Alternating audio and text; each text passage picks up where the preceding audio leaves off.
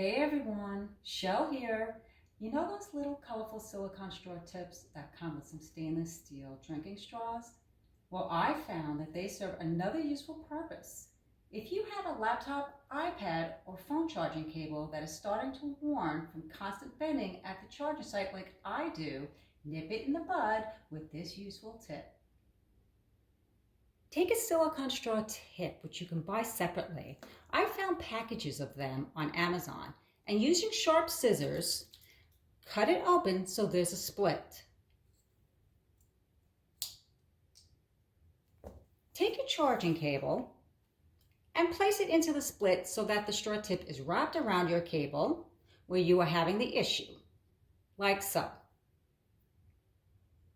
And voila, no more constant bending and damaging that fragile spot on your cable.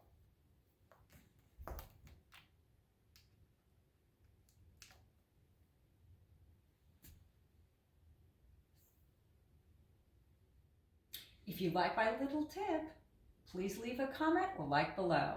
Thank you for your support and see you soon.